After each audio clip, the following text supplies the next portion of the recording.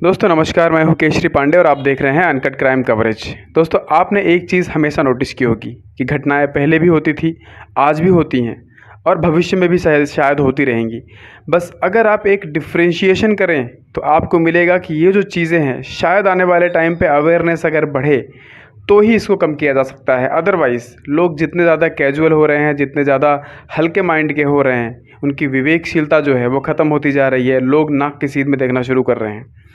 संस्कृति का प्रभाव बहुत ज़्यादा असर छोड़ता है और आज की डेट में, आज की जनरेशन में अगर आप नोटिस करेंगे तो कहीं ना कहीं बच्चों में संस्कृति जो होती है, भारतीय संस्कृति, उसका अभाव है। और इसका फ़र्क ये पड़ता है कि लोग आए दिन कुछ न कुछ ऐसा कमिट कर देते हैं जो चर्चा का विषय बन जाता है। आज की जो सच घटना मैं आपको बताने जा रहा हूँ दोस्तों, यहाँ पे एक माँ की लाश फ्रिज में पड़ती है और उस फ्रिज में वो उस माँ की लाश जो होती है बिल्कुल निर्वस्त्र रहती है। माँ के शरीर पे कोई कपड़ा नहीं, लेकिन जब उस शरीर को पुलिस चेक करती है, उस फ्रिज को खोलती है तो देखती है कि एक माँ फ्रिज में बंद है, उसके शरीर पे कोई कपड़ा नहीं है और वो ज़िंदगी से हाथ धो चुकी है। पूरी घटना मैं आपको बताने जा रहा हूं दोस्तों। इस घटना को जानने के लिए इस वीडियो को पूरा देखिएगा ताकि आप पूरी घटना के इन डेप्थ में जाके एनालाइज कर सकें कि आपराधिक मानसिकता जन्म कैसे लेती है, लोग किस तरीके से बिहेव करते हैं और कैसे इस तरीके की घटनाओं को अंजाम दे देते हैं। दोस्तों ये घटना है गुरुग्राम की। गुड़गांव में अगर आपने नोटिस किया होगा कि तो एक बहुत ही फेमस जगह है जिसका नाम है साइबर हब। साइबर हब के पीछे एक रेजिडेंशियल एरिया है, इसको बोलते हैं यू ब्लॉक। गुड़गांव में अगर आप यू ब्लॉक की बात करेंगे तो बच्चे से बच्चा जो होगा, जो 5-6 साल का, 8 साल का, 10 साल का बच्चा होगा, वो भी इस एरिया को बता देगा, क्योंकि ये फेमस ही इतना है। बहुत ही वीआईपी, बहुत ही वेल सेटल्ड और बहुत ही अच्छे एरिया में कंसिडर किए जाने वाला ये जगह है।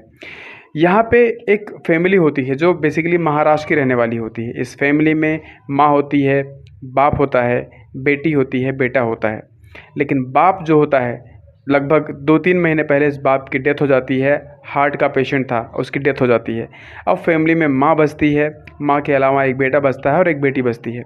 बेटा जो होता है वो इस समय 20 साल का है, जो कि सप्लाई का काम करता है, फूड एंड बेवरेज की सप्लाई का काम करता है डिफरेंट कंपनीज़ में, ऑनलाइन कंपनीज़ में, जैसे जोमेटो या फिर स्विगी में। बेटी जो होती है वो इंटर में पढ़ रही है, 12th में इसमें पढ़ रही है, उसकी उम्र इसमें 17 साल है और माँ की उम्र इस समय 44 साल है। जब बाप की डेथ हो जाती है तो इन सब ने छोटा मोटा काम पकड़ लिया। सिर्फ बेटी जो होती है वो पढ़ाई करती है, बाकी छोटा काम बेटे ने पकड़ लिया, छोटा काम माँ ने पकड़ लिया। अब जब बेटा अपनी माँ को हमेशा देखता कि माँ हमेशा फ़ोन पे बात करती किसी से, 1 दिन, 2 दिन, 3 दिन, 4 दिन, वो हमेशा नोटिस करना शुरू करता है कि मेरी माँ किसी से फ़ोन पे बात करती रहती है। उसको बहुत बुरा लगता है कि मेरी माँ किससे बात करती है, और इस चीज़ का वो इतना ज़्यादा बुरा मानता है कि कई बार तो अपनी माँ से सही से बात भी नहीं करता है। माँ जानने की कोशिश करती कि बेटा क्या हुआ, लेकिन बेटे ने आज तक कभी रिप्लाई नहीं किया, क्योंकि उसके दिमाग में एक शक था, एक फितूर था कि मेरी माँ का किसी के साथ शारीरिक संबंध है। और इस गुस्से में, इस आलम में उसने ये माहौल बना रखा था कि फैमिली में 2 पार्ट हो रखे थे, बेटा एक तरफ, माँ और बेटी की थिंकिंग एक तरफ। अब बेटा एक दिन माँ से बोल देता है कि माँ, मुझे अच्छा नहीं लगता है कि तू जिस आदमी से बात करती है मैं उसे एक दिन जान से मार दूंगा, क्योंकि मेरे पिताजी अगर इस दुनिया से चले गए इसका मतलब ये नहीं है कि तुम किसी और आदमी के साथ संबंध बनाओगी, तुम किसी और आदमी के साथ अपना जीवन व्यतीत करोगे, मुझे बिल्कुल पसंद नहीं है। माँ बोलती है कि ऐसा कुछ नहीं बेटा, शायद तुम्हें कन्फ्यूज़न है। लेकिन बेटा बार बार पूछता है और बार बार इस चीज़ को प्रेस करता है कि नहीं ऐसा है, नहीं ऐसा है। जब ये सब चीज़ नहीं होता तो बेटा एक दिन क्या करता है, सोती हुई माँ का गला रेत देता है। रात को जब चीख पुकार मचती है, बेटी उठती है, उससे पहले ही बेटा जो होता है अपनी माँ के 2 टुकड़े करके उसको फ्रिज में भर देता है और फ्रिज में भर के उसको लॉक करके अपनी बहन को बोलता है कि बहन बहुत अर्जेंट है, हमें गाँव जाना है, जल्दी से चल। बहन सोचती है कि गाँव तो हमारा महाराष्ट्र में है, महाराष्ट्र जाने में टाइम लगेगा, लेकिन बेटे के दिमाग में क्या था वो नहीं समझ सकी। बेटे ने उसको अपने साथ अरेंज किया और उसके कपड़े पैक करवाए और उसको लेके हरियाणा गया, क्योंकि हरियाणा में उसकी बुआ रहती थी। और हरियाणा जाने के बाद जब वो वहाँ चला जाता है तो उस कमरे से जिसमें उसकी माँ की डेड बॉडी पड़ी हुई थी फ्रिज में, 2 दिन तक तो फ्रिज का असर था, बदबू नहीं आई, लेकिन तीसरे चौथे दिन से बदबू आनी शुरू हो जाती है। आसपास के लोगों ने जब पुलिस में रिपोर्ट किया, पुलिस को जानकारी मिलती है, तो पुलिस आती है। जब उस फ्रिज में खोलती है तो देखती है पुलिस कि एक औरत जो है 43 साल की, वो उसके शरीर के 3 टुकड़े कर दिए गए हैं, उसके शरीर पे एक भी कपड़ा नहीं है और उसकी लाश को फ्रिज में भर दिया गया है। पुलिस को समझने में देर नहीं लगती है कि ये जो किया धरा है इसके बेटे का है, क्योंकि उसके कमरे पे ना उसका बेटा था ना उसकी बेटी थी। पुलिस ने जब कॉल करने की कोशिश की, फ़ोन बंद था। हालांकि पुलिस ने अपने लेवल पे जब सर्च अभियान शुरू किया तो बेटे को विदिन 24 आवर्स पुलिस ने गिरफ़्तार कर लिया। और जैसे ये सब बातें पूछना शुरू किया तो बेटे ने तोते की तरह सब कुछ बताना शुरू कर दिया कि मेरे दिमाग में ये था कि मेरी माँ का किसी के साथ शारीरिक संबंध है। और जब पुलिस ने इस चीज़ को इन्वेस्टिगेट किया तो माँ जिन लोगों से बात करती थी वो क्या था, मैं आपको बताता हूँ।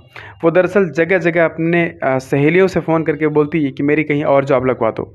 मैं जहाँ जॉब करती हूँ वहाँ सिर्फ मुझे 7,000 रुपये मिलते हैं और मुझसे ये जॉब की नहीं जाती, क्योंकि मेरे बेटे और मेरी बेटी इसमें प्रॉब्लम में है और इस प्रॉब्लम को मैं सहन नहीं कर पाती हूँ। वो हर समय किसी न किसी से बात करती, अलग अलग जगह झाड़ी पोछे तक की बात करती पार्ट टाइम में।